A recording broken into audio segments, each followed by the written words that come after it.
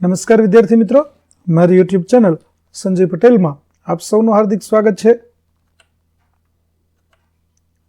મિત્રો, આજના વિડીયોની અંદર આપણે ધોરણ 5 વિષય છે કેકારવ ગુજરાતી, જેનો પાઠ 9મો, જેનું નામ છે મારે પણ આવો ભાઈ હોય. આ પાઠના ભાગ 3ની અંદર આજે આપણે પાઠ સમજૂતી અને તેના પ્રશ્ન જવાબો વિશે શીખવાના છીએ. વિદ્યાર્થી મિત્રો, જો તમે મારી ચેનલમાં નવા હોય તો મારી ચેનલને જરૂરથી સબસ્ક્રાઈબ કરો. વિડીયો સારો લાગે તો લાઇક કરો, શેર કરો અને બેલ નોટિફિકેશન ઓન કરો, જેથી મારા આગળના નવા વિડીયો પણ આપને મળતા રહે. તેમજ વિદ્યાર્થી મિત્રો, આ પાઠની PDF જોવા માટે પ્લે સ્ટોરમાં જઈ અમારી એપ્લિકેશન વિશ્વગુરુ STD 1-12 ગુજરાતી ડાઉનલોડ કરી તમારા મોબાઈલમાં ઇન્સ્ટોલ કરો. જે તમે શરૂ કરશો તો તમને આ પ્રકારે જોવા મળશે, જેમાં બધા ધોરણની અંદર ધોરણ બતાવશે, ધોરણ પસંદ કરશો એટલે વિષય બતાવશે, વિષય પસંદ કરશો એટલે પાઠનું નામ બતાવશે. જેમાં વિડીયો ઉપર ક્લિક કરશો તો વિડીયો જોવા મળશે અને PDF ઉપર ક્લિક કરશો તો તમને PDF જોવા મળશે. તો આશા રાખું છું અમારી એપ્લિકેશન આપ સૌને ગમશે. જરૂર ડાઉનલોડ કરજો, જે એકદમ ફ્રી છે. કોઈપણ પ્રકારના ચાર્જ વગર તમે વિડીયો અને PDF જોઈ શકશો. તો ચાલો મિત્રો, હવે શરૂ કરીએ પાઠ 9મો, ભાગ 3. રામ, લક્ષ્મણ અને સીતાને વનમાં શૂર્પણખા મળી ત્યારે શું થયેલું? વાંચો. તો ચાલો વાંચીએ. અનન્ય અનુજ. અનુજ એટલે નાનો ભાઈ. તો ચાલો આપણે જોઈએ કે વનની અંદર શું ઘટના બને છે. રામ અને સીતા ઝાડ નીચે બેઠા હતા. લક્ષ્મણ થોડે દૂર શસ્ત્ર વિદ્યાનો મહાવરો કરતા હતા. સીતાએ કહ્યું, રાઘવ, લક્ષ્મણને બોલાવી લો, એ પણ થોડોક વિશ્રામ કરી લે. તો આ રીતે રામ અને લક્ષ્મણ છે તે ઝાડની નીચે બેઠા છે અને લક્ષ્મણ છે તે પોતાને જે શસ્ત્ર વિદ્યા આવડતી હતી તેની પ્રેક્ટિસ કરી રહ્યા હતા. ત્યારે સીતા છે તે રામને કહે છે, રાઘવ એ રામનું ઉપનામ છે, બીજું નામ છે, કે લક્ષ્મણને પણ બોલાવી લો અને તે પણ થોડો વિશ્રામ એટલે કે આરામ કરી લે. જાનકી, અનુજ લક્ષ્મણ થાકતો જ નથી, એને વિશ્રામની જરૂર જ પડતી નથી. અનુજ એટલે નાનો ભાઈ, તે જરા પણ થાકતો નથી અને તેને વિશ્રામ એટલે કે આરામ કરવાની પણ જરૂર નથી. તમે બંને ભાઈઓ કોણ જાણે કેવી માટીના બનેલા છો? સીતાએ હસીને કહ્યું. રામે કહ્યું, માટી તો અયોધ્યાની જ હતી, પરંતુ અમને વિશિષ્ટ રીતે કેળવવામાં આવ્યા છે. ત્યારે સીતા કહે છે કે તમે તો કેવી રીતે બનેલા છો કે બંનેને ક્યારેય થાક જ લાગતો નથી. આમ સીતા માતા છે તે હસીને રામને કહે છે. ત્યારે રામ કહે છે કે અમે બન્યા તો અયોધ્યાની માટીમાંથી જ છીએ, પરંતુ અમને વિશિષ્ટ એટલે કંઈક ખાસ રીતે કેળવવામાં એટલે કે શીખવવામાં આવ્યું છે, જેના કારણે અમે આવા છીએ. એ કેવી રીતે? સીતાએ સહજ કૌતુકથી પૂછ્યું. રામે પોતાના બાળપણની વાત માંડી કે અમે નાના હતા ત્યારે જ પિતાશ્રી દશરથ અને કુલગુરુ વશિષ્ઠ પાસેથી ઘણી અસ્ત્ર શસ્ત્ર વિદ્યા શીખ્યા. એ વિદ્યાઓ શીખતા શીખતા અમે સખત પરિશ્રમ કરતા પણ શીખી ગયા. ત્યારે રામ છે તે સીતાને તેના બાળપણની વાત કહે છે કે જ્યારે અમે નાના હતા ત્યારે અમારા પિતા અને કુલગુરુ વશિષ્ઠ પાસેથી અમે આ રીતે અસ્ત્ર શસ્ત્ર વિદ્યાઓ શીખ્યા છીએ અને તેમણે જ અમને આ સખત મહેનત કરતા પણ શીખવાડ્યું છે. પરિશ્રમ એટલે મહેનત અને સખત એટલે કઠોર, ખૂબ જ વધારે મહેનત કરવી, તેને સખત પરિશ્રમ કર્યો એમ કહેવાય. હા, બાળપણથી પરાક્રમી હતા એટલે જ ગુરુ વિશ્વામિત્ર રાક્ષસોથી બચવા તમને બંનેને પોતાને ત્યાં લઈ ગયા હશે ને? સીતાએ પૂછ્યું. કે તમે નાનપણથી જ પરાક્રમી એટલે કે કોઈ ન કરી શકે એવું કામ કરી શકે એવા પરાક્રમી હતા અને એટલા માટે જ ગુરુ વિશ્વામિત્ર તમને રાક્ષસોથી બચવા માટે લઈ ગયા હશે? સીતાએ પૂછ્યું. ના, રાક્ષસોથી બચવા નહોતા લઈ ગયા, અમને વધુ કેળવવા લઈ ગયા હતા. ત્યારે રામ કહે છે કે અમને રાક્ષસોથી બચાવવા માટે જરૂર અમારી ન હતી, પરંતુ અમે કંઈક નવું શીખીએ, અમે કેળવાઈએ એટલા માટે અમને લઈ ગયા હતા. એમ? મને તો જાણવા મળેલું કે તાડકા નામની રાક્ષસીને મારવા તમને લઈ ગયેલા. ત્યારે સીતા કહે છે કે મેં તો એવું સાંભળેલું છે કે તમને તાડકા નામની જે રાક્ષસી હતી તે રાક્ષસીને મારવા માટે લઈ ગયા હતા. ત્યારે રામ કહે છે એ પણ ગુરુદેવ વિશ્વામિત્રની કૃપા જ હતી જાનકી. રામે પોતાની વાત આગળ ચલાવતા કહ્યું. તો ત્યારે જાનકી એ સીતાજીનું બીજું નામ છે. ત્યારે રામ તેને કહે છે કે અમને વિશ્વામિત્ર છે તે પોતાની કૃપા દ્રષ્ટિ નીચે લાવવા માંગતા હતા અને એટલા માટે જ અમને ત્યાં લઈ ગયા હતા. વિશ્વામિત્ર સ્વયં બધા રાક્ષસોને મારી શકે તેમ હતા, પરંતુ એ સત્કાર્ય એ અમારા હાથે કરાવવા ઈચ્છતા હતા. જો વિશ્વામિત્ર ધારત તો આ બધા જ રાક્ષસોને કે જેઓ હવનની અંદર વિઘ્ન નાખતા હતા તેવા બધા રાક્ષસોને વિશ્વામિત્ર પોતે પણ મારી શક્યા હોત, પરંતુ આ કામ તેઓ અમારા હાથે કરાવવા માંગતા હતા, એટલા માટે તેઓ અમને લઈ ગયા હતા. એક વાત ના સમજાય રાઘવ, તમે બંને ભાઈ ચક્રવર્તી રાજા દશરથના પુત્ર હતા, તો પણ વિશ્વામિત્રના આશ્રમે પગપાળા કેમ ગયા હતા? કારણ કે રાજા હોય તો તે તો રથમાં બેસી પોતાના સૈનિકો સાથે જતો હોય છે, ત્યારે તમે તો એક ચક્રવર્તી રાજા, ચારે દિશાઓમાં તમારું રાજ હતું અને રાજા દશરથના પુત્ર હતા, તો પણ તમે આશ્રમની અંદર પગપાળા એટલે કે ચાલીને કેમ ગયા હતા? એ પણ અમારી કેળવણીનો જ ભાગ હતો.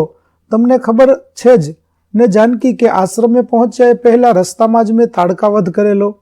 તો તાડકા માયાવી રાક્ષસી હતી નહીં? તો એ વારે ઘડીએ અદ્રશ્ય થઈ શકતી, પરંતુ હું પણ પિતાશ્રી પાસેથી શબ્દવેધી બાણ ચલાવતા શીખેલો. એ વિદ્યા તાડકાને મારવામાં કામ લાગી. ત્યારે રામ કહે છે કે અમે ચાલીને જંગલમાં ગયા તે પણ અમારી કેળવણી, અમારા શિક્ષણનો જ એક ભાગ હતો, અને આશ્રમે પહોંચ્યા તે પહેલા જ અમે રસ્તામાં તાડકા છે તેનો વધ કરેલો. ત્યારે સીતા કહે છે કે તાડકા તો માયાવી, એટલે કે ઈચ્છા પ્રમાણે કરી શકે તેને માયાવી કહેવાય. તો તાડકા આવી માયાવી રાક્ષસી હતી, તે વારે ઘડીએ અદ્રશ્ય થઈ જતી, ગાયબ થઈ જતી. પરંતુ રામ કહે છે કે હું પણ પિતાજી પાસેથી શબ્દવેધી બાણ ચલાવતા શીખેલો, એટલે કે જે બાજુથી અવાજ આવે તે બાજુ બાણ ચલાવી શકે તેને શબ્દવેધી બાણ કહેવાય, અને શબ્દ જે દિશામાંથી આવ્યો હોય તે દિશામાં તે બાણ લાગે. આ પ્રકારનું શબ્દવેધી બાણ છે તે હું ચલાવતા શીખ્યો હતો, અને મેં તાડકાને મારવામાં આ વિદ્યાનો ઉપયોગ કર્યો હતો. તમને આટલું બધું આવડતું હતું તો પછી વિશ્વામિત્રના આશ્રમે બીજું શું શીખવા ગયેલા? સીતાએ હસતા હસતા પૂછ્યું કે તમને જો આ બધું આવડતું હતું તો તમે વિશ્વામિત્રના આશ્રમમાં શા માટે ગયા હતા? જો તમે બધું જાણતા હતા, બધું શીખેલા હતા તો? ત્યારે રામ ઉત્તર આપે છે કે ગમે તેટલું આવડતું હોય તો પણ શીખવાનું પૂરું ન થાય. જાનકી, રામે આગળ વાત ચલાવી કે આપણે જીવનની અંદર હંમેશા શીખતા રહેવું જોઈએ. શીખવાનું છે તે ક્યારેય પૂરું થતું નથી. માટે વિદ્યાર્થી મિત્રો, આપણે પણ જીવનમાં આ વાત છે તે અપનાવવી જોઈએ કે દરેક બાબત છે તે હંમેશા નવું નવું શીખતા રહેવું જોઈએ. રામ તે સીતાજીને સમજાવે છે કે વનવાસમાં કેવી રીતે જીવવું એ અમે વિશ્વામિત્રના આશ્રમે શીખ્યા. અયોધ્યાથી રથમાં બેસીને આશ્રમે ગયા હોત તો વનના લોકો, પશુ પંખીઓ અને ઝાડવા વિશે શીખ્યા ન હોત. આશ્રમમાં અમારું બધું જ કામ જાતે કરતા શીખ્યા, એટલે અત્યારે વનવાસ દરમિયાન પણ કશી તકલીફ નથી પડતી.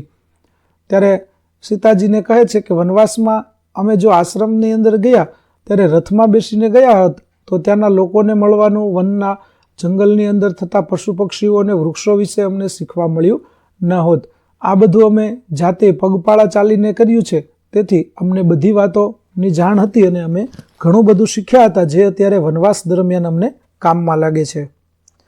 તકલીફ તો વીરા લક્ષ્મણને પડે, તમારા મોટા ભાગના કામ તો એ કરે છે. સીતાજીએ હસીને ટોણો માર્યો. રામે સ્મિત કરીને સીતાના વિનોદને આવકાર્યો. આવી રીતે સીતા ત્યારે કહે છે કે કામ તો, તકલીફ તો લક્ષ્મણને પડતી, કેમ કે કામ છે તે બધા લક્ષ્મણજી કરતા, એટલા માટે તેને તકલીફ હતી, તમારે તો કંઈ ચિંતા હતી નહીં. આવું સ્મિત સીતા છે તે રામને કહે છે. આવી મજાની વાતો ચાલતી હતી ત્યાં એક સ્વરૂપવાન યુવતી આવી અને વાતો અટકી. હે માનવ, મારે તારી સાથે લગ્ન કરવા છે. યુવતીએ રામને કહ્યું. રામ અને સીતાને નવાઈ લાગી કે કોઈ અજાણી સ્ત્રી આવી માગણી કેવી રીતે કરે.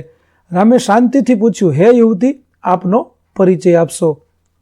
આમ રામ અને સીતા ઝાડ નીચે બેસી અને આ પ્રકારની વાતો કરી રહ્યા હતા, ત્યારે એક સ્વરૂપવાન એટલે કે ખૂબ જ સુંદર યુવતી એટલે કે સ્ત્રી આવે છે અને તે બંનેની વાતો અટકે છે, અને તે આવી અને કહે છે કે હે માનવ, મારે તારી સાથે લગ્ન કરવા છે. ત્યારે આ યુવતીને જોઈ રામ અને સીતાને તો એકદમ નવાઈ લાગે છે, કેમ કે કોઈ અજાણી સ્ત્રી હતી તે આવી અને લગ્ન કરવાનો પ્રસ્તાવ મૂકે છે. ત્યારે રામ છે તેણે શાંતિથી પૂછ્યું કે હે યુવતી, તમે કોણ છો? તમારો પરિચય આપો. તમારું નામ શું? તમે કયા ગામના છો? આ પ્રકારે તમારો પરિચય આપો. હું શૂર્પણખા, આ વન ઉપર મારો અધિકાર છે. મેં તારા જેવો સ્વરૂપવાન યુવક આ પહેલા જોયો નથી, માટે તારા રૂપથી મોહીને મારે તારી સાથે લગ્ન કરવા છે. ત્યારે જે યુવતી આવી હતી તે કહે છે કે હું શૂર્પણખા છું અને આ જંગલ છે તે મારું છે, તેના ઉપર મારો અધિકાર છે. આજથી પહેલાં ક્યારેય મેં આ જંગલની અંદર તારા જેવો સ્વરૂપવાન યુવક જોયો નથી, માટે હું તારા રૂપથી મોહી અને મારે તારી સાથે લગ્ન કરવા છે. ત્યારે કહે છે કે પરંતુ હે દેવી, રામ કહે છે કે હું તો પરણેલો છું, આ સુંદર અને સુશીલ જાનકી મારી પત્ની છે. ત્યારે રામ સીતાનો પરિચય આપતા કહે છે કે મારા તો લગ્ન થઈ ગયા છે અને હું આ સુંદર અને સુશીલ જાનકી એટલે કે સીતા જે મારી પત્ની છે. એ ભલે હોય, મને તો તારા જેવો સ્વરૂપવાન અને બલિષ્ઠ પતિ જોઈએ એટલે જોઈએ જ. શૂર્પણખાની જીદથી રામને આશ્ચર્ય થતું હતું. રામને થયું કે આ બલા ક્યાં વળગી પાછી. તેમણે વિનોદ કરવા ખાતર લક્ષ્મણ તરફ આંગળી કરીને શૂર્પણખાને કહ્યું કે જો એમ વાત હોય તો પેલા તલવારધારી યુવાનનું રૂપ પણ સરસ છે, એ એકલો છે, એની સાથે લગ્નની વાત કર. શૂર્પણખા પહોંચી લક્ષ્મણ પાસે એનું નિરીક્ષણ કરીને કહ્યું, હે યુવાન, મારી સાથે લગ્ન કરી લે. આમ શૂર્પણખાને કહે છે કે તે મારી સાથે રામ છે તે કહે છે કે શૂર્પણખા રામને કહે છે કે તમારા લગ્ન ભલે થઈ ગયા પણ મારે તો તમારા જેવા સ્વરૂપવાન અને બલિષ્ઠ એટલે કે શક્તિશાળી પતિ જોઈએ છે અને તેથી જ હું તમારી સાથે લગ્ન કરવા માંગુ છું. આમ શૂર્પણખાની જીદ જોઈ અને રામને તો આશ્ચર્ય થતું હતું, પરંતુ તેણે પણ મજાકમાં કહ્યું કે જા, જો સામે લક્ષ્મણ છે તે તેની પાસે મોકલે છે અને તેને કહે છે કે એ તલવારધારી યુવાન પણ સરસ છે, તું તેને લગ્નની વાત કર. ત્યારે શૂર્પણખા છે તે તેની પાસે જઈ અને કહે છે કે હે યુવાન, મારે તારી સાથે લગ્ન કરી લે. પણ મારે નથી કરવા, લક્ષ્મણે ટૂંકો જવાબ આપ્યો. લક્ષ્મણ છે તે લાંબી વાત કરવામાં માનતા નહીં, તેથી માત્ર તેણે ટૂંકું કહ્યું કે મારે લગ્ન કરવા નથી. ત્યારે શૂર્પણખા કહે છે કે અહીં માત્ર મારી મરજી ચાલે છે, હું કહું એટલે તારે મારી સાથે લગ્ન કરવા જ પડે. શૂર્પણખાએ નારાજગી સાથે અને અધિકારથી કહ્યું. શૂર્પણખા કહે છે કે હું કહું એટલે તારે લગ્ન કરવાના, તારે કરવા હોય કે ન કરવા હોય, આમ ફરજિયાત કર્યું. પરંતુ હું તો રામનો સેવક છું. ત્યારે લક્ષ્મણ કહે છે કે હું તો એક સેવક એટલે કે નોકર છું. ત્યારે શૂર્પણખા કહે છે કે રામ કોણ છે? ત્યારે લક્ષ્મણ જવાબ આપે છે કે તમે હમણાં મળીને આવ્યા એ મારા સ્વામી પ્રભુ શ્રી રામ છે. ભલે, એમણે જ મને તારી પાસે મોકલી છે. લક્ષ્મણને મોટા ભાઈની મજાક સમજાઈ. લક્ષ્મણે પણ યુક્તિથી કહ્યું, હે દેવી, હું તો નોકર છું, જો નોકર સાથે લગ્ન કરશો તો નોકરાણી થશો, સ્વામી સાથે લગ્ન કરશો તો રાણી થશો. આમ લક્ષ્મણ પણ હવે મજાક કરે છે અને તેને કહે છે કે હું તો રામનો નોકર છું, જો તમે એક નોકર સાથે લગ્ન કરશો તો નોકરાણી બનશો, પરંતુ જો એક રાજા સાથે લગ્ન કરશો તો તમે મોટા રાણી બની શકશો. હું શૂર્પણખા છું, લંકાધિપતિ રાવણની બહેન શૂર્પણખા, નોકરાણી તો હરગીજ ન બનું, મહારાણી જ બનીશ. એ ઝડપથી રામ પાસે પાછી આવી અને લક્ષ્મણે કહેલી વાત રામને કહી. રામ હસીને કહે, એ નોકર નથી, મારો નાનો ભાઈ છે, એની સાથે લગ્ન કરો તો પણ રાણીની જેમ જ રહી શકશો. ત્યારે રામ છે તેને સમજાવે છે કે તે કોઈ નોકર નથી, પરંતુ મારો ભાઈ લક્ષ્મણ છે અને તમે તેની સાથે લગ્ન કરશો તો પણ તમે રાણી જ બનશો. ના, મારે તમારા સેવક સાથે લગ્ન નથી કરવા, તમારી સાથે લગ્ન કરવા છે, શૂર્પણખાએ મક્કમતાથી કહ્યું. ત્યારે શૂર્પણખા કહે છે કે હું નોકર સાથે લગ્ન કરવા નથી આવી, મારે તમારી સાથે જ લગ્ન કરવા છે. રામે એને સમજાવતા કહ્યું કે હે દેવી, હું એક પત્ની વ્રતધારી છું, તેથી તમારી સાથે લગ્ન ન કરી શકું. શૂર્પણખા હવે રઘવાઈ બનીને ખીજાઈ ગઈ હતી. એણે વિચાર્યું કે આ યુવકની પત્નીને મારી નાખું તો પછી એ મારી સાથે લગ્ન કરશે. આમ રામ કહે છે કે હું તો એક પત્ની વ્રતધારી એટલે કે જે એક જ વખત લગ્ન કરે અને જેની એક જ પત્ની હોય તેને એક પત્ની વ્રતધારી કહેવાય. તે મેં તો આવું વચન લીધું છે અને હું બીજી વખત લગ્ન ન કરી શકું. ત્યારે શૂર્પણખા છે રઘવાઈ બની ખીજાઈ જાય છે અને તે વિચારે છે કે જો હું સીતાને જ મારી નાખું તો આ યુવક છે તે ફરી મારી સાથે લગ્ન કરી લેશે. આમ વિચારી તેણે સીતા ઉપર હુમલો કરવાનું નક્કી કર્યું. હવે શૂર્પણખા રૂપ બદલવા માંડી. મોટા મોટા દાંત, બિહામણી આંખો અને સુપડા જેવા નખ, સુંદર યુવતીમાંથી એ વિકરાળ રાક્ષસી બની ગઈ. ભયંકર અવાજો કરતી તે સીતા તરફ ધસી. સાવધ લક્ષ્મણે ત્વરાથી કૂદીને તલવાર વીંજી તેનું નાક કાપી નાખ્યું. આમ શૂર્પણખા છે તે પોતાના અસલી રૂપની અંદર આવે છે અને સીતા ઉપર હુમલો કરી અને સીતાજીને મારવાનો પ્રયત્ન કરે છે. ત્યાં જ લક્ષ્મણ છે તે વચ્ચે આવી અને તેને કૂદી અને નાક કાપી નાખે છે. અરે અરે લક્ષ્મણ, ધૈર્ય ધરો, સીતાએ લક્ષ્મણને સમજાવતા કહ્યું. લક્ષ્મણને કહે છે કે તમે ધીરજ રાખો. માટે તમારા પર હુમલો કરનારને હું જીવિત ન જ રહેવા દઉં. આ તો સ્ત્રી હતી એટલે ઓછી સજા કરી. ત્યારે લક્ષ્મણ કહે છે કે તમારા ઉપર જે હુમલો કરશે તે જીવતો ન રહે, પરંતુ આ તો સ્ત્રી છે, તેથી હું તેને મારતો નથી. આ ઓછી સજા છે. લક્ષ્મણની વાત સાચી છે જાનકી. શરમ વગરના મનુષ્યને આપણે નાક વગરના કહીએ છીએ ને. શૂર્પણખા જે રીતે બેશરમ થઈને પરિણીત પુરુષ સાથે લગ્ન કરવા ઈચ્છતી હતી એ ખરેખર નાક વગર હોય તે જ યોગ્ય છે. ત્યારે રામ પણ તેને કહે છે કે તે પરિણીત પુરુષ સાથે લગ્ન કરવા આવી છે તો તેને બેશરમ કહેવાય, અને જેને શરમ ન હોય તેવી સ્ત્રીનું નાક હોય કે ન હોય તેનાથી કશો ફેર પડતો નથી. આમ આટલું સમજાવવા છતાં પણ સમજતી નથી, કોઈનું સાંભળતી પણ નથી. એના તો કાન પણ કાપી લેવા જોઈએ, લક્ષ્મણે આક્રોશ સાથે કહ્યું. ત્યારે લક્ષ્મણ કહે છે કે ઘણું વખત સમજાવી તેમ છતાં તે સમજવા તૈયાર નથી, માટે આના તો કાન પણ કાપી લેવા જોઈએ. લક્ષ્મણે આક્રોશ સાથે કહ્યું, શૂર્પણખા કપાયેલા નાક પર હાથ રાખીને ભયંકર ચીસો પાડતી, હું તમને ત્રણેયને જોઈ લઈશ એમ કર્કશ અવાજમાં બરાડા પાડતી પાડતી અદ્રશ્ય થઈ ગઈ. રામે તે દિશામાં જોઈને કહ્યું કે આ રાક્ષસી અત્યારે તો અપમાનિત થઈને ભાગી છે, પરંતુ રાવણ અને અન્ય અસુરો એનું વેર લેવા જરૂર વળતો હુમલો કરશે. આપણે સજ્જ રહેવું જોઈએ. આમ શૂર્પણખા છે તે પોતાનું કપાયેલું નાક લઈ અને ત્યાં નાક ઉપર હાથ રાખી ભયંકર ચીસો પાડતા પાડતા જાય છે, અને જતા જતા કઠોર અવાજમાં કર્કશ અવાજમાં કહેતી જાય છે કે હું તમને ત્રણેયને જોઈ લઈશ. આમ રાડો પાડતા પાડતા શૂર્પણખા છે ત્યાંથી અદ્રશ્ય થઈ જાય છે. ત્યારે રામ તે દિશા તરફ જઈ અને કહે છે કે રાક્ષસી અત્યારે તો ચાલી ગઈ છે, પરંતુ તે પોતાના અપમાનનો બદલો લેવા માટે રાવણ અને બીજા અન્ય અસુરો રાક્ષસોનું લઈ અને તેનું વેર લેવા માટે હુમલો કરશે જ, માટે આપણે સજ્જ એટલે કે તૈયાર રહેવું જોઈએ. તો આ પ્રકારે વિદ્યાર્થી મિત્રો લક્ષ્મણ સરીખો ભાઈ તે આપણે જોયું અનન્ય અનુજ. તો ભાગ 3 છે તે આપણો અહીં પૂરો કરીએ છીએ.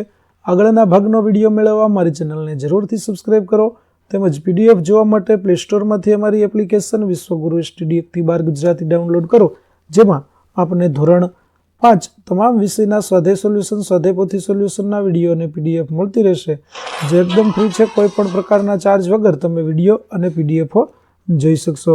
તો આશા રાખું છું અમારી એપ્લિકેશન આપ સૌને ગમશે. જરૂર ડાઉનલોડ કરજો. ફરી મળીશું આપણે નવા વિડીયો સાથે. ત્યાં સુધી આવજો.